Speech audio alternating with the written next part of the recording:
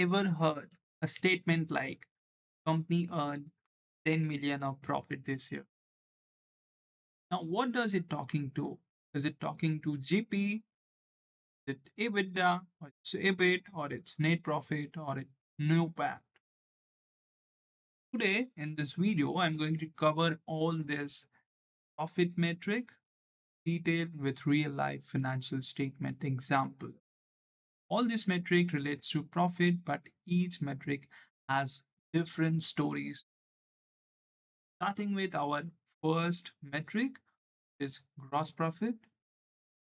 I took an example of company which sells toffees to the market.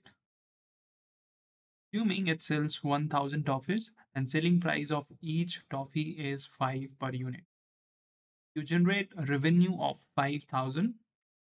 Generate the revenue, incur some of the expenses like purchase of raw material and processing that raw material, convert it into finished goods. That is cost of goods sold. Now, to deduct cost of goods sold from revenue, get gross profit or gross margin. Covered a financial statement example. Consider Toast Incorporation. It has three segments, which is subscription, financial technology, hardware, and professional services.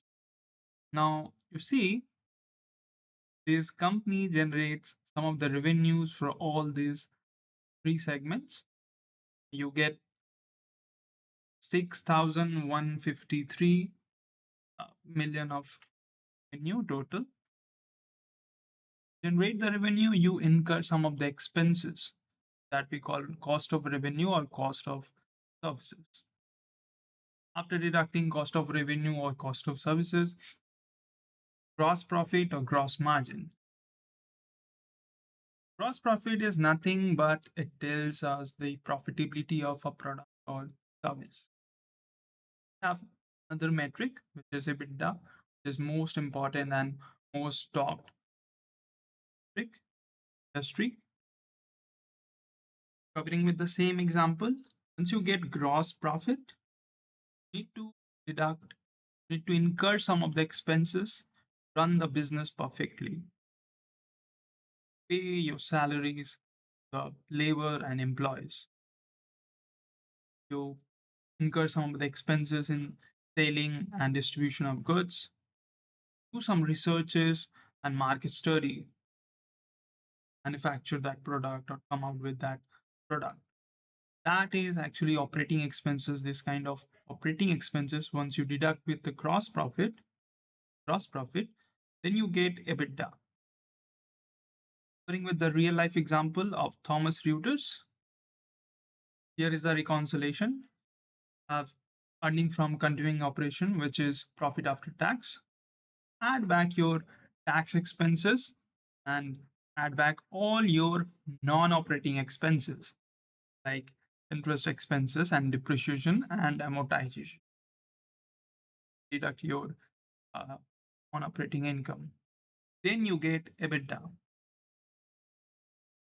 Before interest, depreciation, and amortization tells you about the operating performance, but it does not consider asset size or capital structure into the consideration or into the picture. We have EBIT, which is earning before interest and tax. We also call uh, operating income or operating profit. So covering with the same example, get EBITDA, you need to deduct depreciation and amortization. You use some of the assets, building.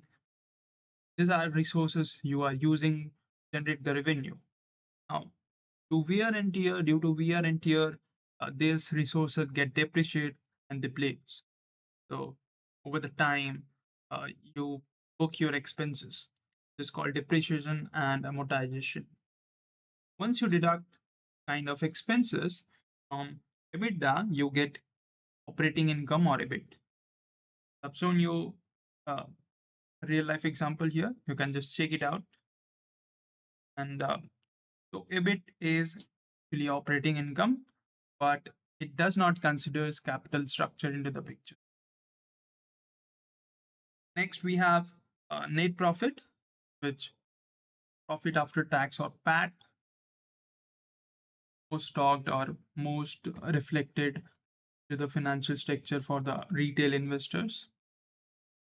Uh, so once you get EBIT or operating income, you deduct all your non-operating expenses covering interest costs or finance cost and add your non-operating income like interest income. Then you get profit before tax. From that profit before tax, deduct some of the tax expenses which you pay to the government regulatories. Then you get net profit PAT. Here I've covered a real life example of Tata Motors. Very good example. Looks quite different because it's Rule 6 of income statement. Here you have revenue from operations. The first line item is primary revenue generating. And here you have non-operating income. You deduct some of the expenses, which is categorized between cost of goods sold. There's three line items, which is cost of material consumed, purchase, changes in inventories. Now you have operating expenses, like which is covered in employee benefit expenses. You also have some of the non-operating expenses, foreign exchange loss, and depreciation, amortization, other expenses, interest costs, which is borrowing cost. Have some of the non-operating income, foreign exchange gain, quite possible sometime. After considering these factors, you get profit before tax. Then you deduct tax expenses. After that, all these activities, you get profit here. This is net profit. So net profit is actually the final accounting. So next we have NOPAT or net operating profit after tax. Calculate net operating profit after tax or NOPAT. We have two methods. Yeah, I'll cover method one. So actually, NOPAT is mostly relates to calculating some of the financial ratios, but it is as it is a non-GAAP metric. Companies does not comply to show this metric in the financial statement. Company might, in some cases, company may show, they are not obliged to.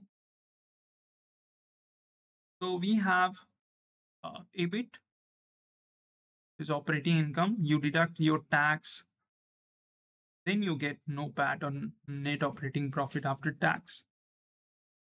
So we have method two as well. So we are taking about net profit as a base. From that, add your other expenses, which is after considering your taxes, also interest costs after considering tax. Then you deduct interest income.